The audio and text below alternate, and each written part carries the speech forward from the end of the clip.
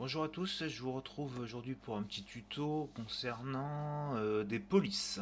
Du coup, on m'a demandé de faire une police, mais en fait de faire une police lettre par lettre et chiffre par chiffre pour que la personne construise elle-même ses mots en fait. La police, c'est celle-ci. Donc déjà, je l'ai examiné. En fait, la problématique, c'était que dans cette police, les petits points, en fait, à place qu'ils soient en négatif, il fallait les mettre en couleur. Exemple. Donc, première étape, déjà, on voit, en plus, j'ai vu quelque chose, c'est qu'il y avait une différence entre les majuscules et les minuscules. Donc, pour cette police, je vais tout créer en majuscules.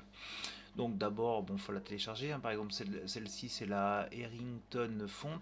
Donc moi, je l'ai déjà installée. Première étape.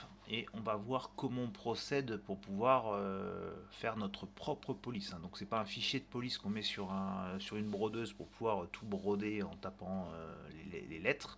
C'est vraiment, là, chaque lettre sera un motif. Donc d'abord on installe, là j'avais déjà installé donc ça c'est ok. Ensuite, le plus long, le plus fastidieux en fait, c'est la partie numérisation, surtout dans ce cas-là où il faut modifier quelque chose dans la police. Donc, je vous montre comment moi j'ai procédé par rapport à ça. Donc, vu qu'elle est installée, la police, on va aller la rechercher dans l'outil lettres. Donc, par exemple, je vais commencer à écrire, on va commencer par la lettre A d'abord. Non, je l'avais choisi en plus gros que ça. Voilà, et on va aller chercher la police qui est Harrington Font. Ok, donc là on se rend compte que la police en fait elle est comme ça. D'accord. Donc potentiellement tout de suite ça va broder que la partie noire. Mais en fait on me demande que la partie blanche, les petits points. Alors les petits points pas l'intérieur, justement ça va être la problématique de le faire d'une couleur. Donc moi arbitrairement j'ai choisi le rouge, mais on pourra mettre n'importe quelle couleur.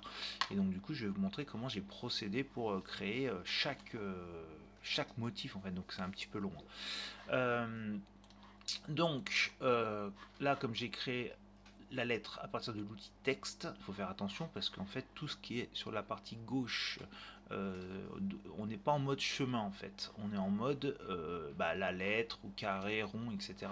Et donc, on le voit ici dans la partie calque et objet, hein, qui se trouve ici. Objet, calqué objet, hein, pour avoir cette fenêtre là. Donc là on voit qu'il y a un petit T et écrit texte 1. Donc le T là, ça veut dire on est vraiment en fonction texte et non si ça je cherche à le numériser à partir d'un logiciel, en fait il va pas le voir. Donc première étape, on sélectionne notre texte et on va dans chemin et on va faire chemin en objet. Et donc là on voit que le petit icône il a changé. Donc là on est en mode chemin même si le nom il n'a pas changé. Et donc là, on voit que là, on est vraiment en chemin. Donc là, ça fonctionne. Donc là, déjà, ça veut dire qu'on va pouvoir le broder. La problématique, c'est qu'il me faut les points maintenant. Les points, pour les faire ressortir, et en fait, c'est assez simple, mais ça va être du travail à la chaîne, parce que c'est toujours la même chose. Mais en tout cas, là, on va aller dans chemin, et on va faire séparer. Parce qu'en vrai, là, j'ai qu'un seul chemin, mais en vrai, euh, j'ai ma lettre A qui est trouée, plus tous les trous blancs, plus le triangle du milieu du A. Et ça, c'est tous mes chemins. Alors que là, j'en ai qu'un seul. Donc là, la technique, c'est on va dans chemin séparé. Et là, donc du coup, ça me remplit tout. Donc là, il faut juste qu'on arrive à déterminer qu'est-ce qui est quoi. Donc le texte 1, souvent, moi, je l'ai appelé fond ou fonte, parce qu'en fait, moi, c'est ma police, donc je l'ai appelé fonte. Je vais le laisser en noir pour le jeu en fait, et là en fait tous les autres objets, je vais les sélectionner tous les autres objets, mais ça va me sélectionner aussi l'intérieur, mais vous allez voir on va le traiter après. Je sélectionne tout ce qui reste et je fais CTRL G, ça va me les grouper. CTRL G ou sinon on fait outils grouper, objet groupé, d'accord.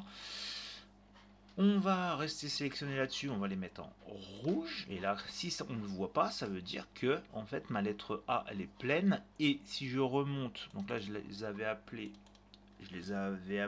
poids pour dire que c'est les petits pois en fait.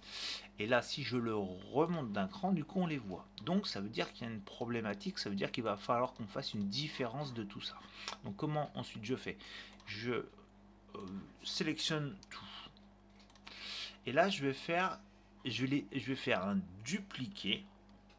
Je les duplique pour ensuite en faire qu'un seul. Donc pour faire qu'un seul, soit on va dans chemin union, ou sinon on fait CTRL SHIFT plus. Et là ce chemin 18 c'est tous les autres chemins regroupés. Et pourquoi je fais ça? C'est parce que comme ça je vais pouvoir faire en un seul coup une différence. C'est à dire que avec la touche CTRL je sélectionne mon fonte comme ça, et je vais faire donc soit chemin différence ou contrôle moins avec le 6. Donc là on n'a rien vu à l'écran, on ne se rend pas compte de ce qui se passe en fait. Mais si je cache ma fonction poids, et bien là je me suis rendu compte que du coup j'ai réussi à trouver, à faire une différence entre toutes mes zones et ma lettre. Donc du coup là ça fonctionne. Il y a encore un petit problème, c'est mon triangle d'ici. Donc là pour le choper directement c'est pas évident en fait, on n'arrive jamais à le choper. Donc la petite technique, soit on le recherche un par un dans toute cette zone, soit on utilise édition des nœuds et je clique sur ma zone. Donc ça me dit que c'est le pass 7.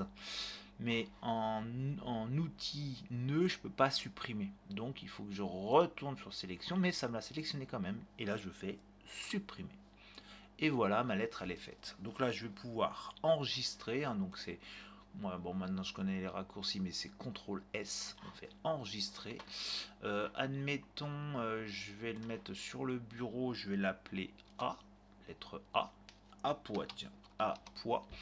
Et en SVG, je l'enregistre. Ça, c'est OK, ça veut dire que ma première lettre, elle est faite.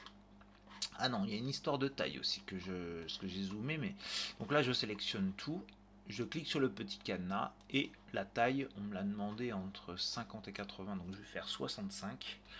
C'est pile le milieu. Et je fais entrer, donc ça me l'a agrandi, hein, j'étais en mode zoom, donc vous voyez, ça fait déjà une bonne lettre.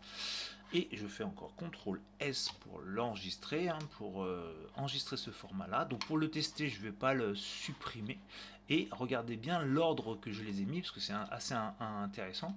L'ordre, ça veut dire que ça va d'abord me broder la lettre en noir. Et ensuite, ça va me faire les poids en rouge. Donc du coup, les poids vont venir légèrement recouvrir un petit peu le noir. Donc du coup, en principe, ça devrait être pas mal.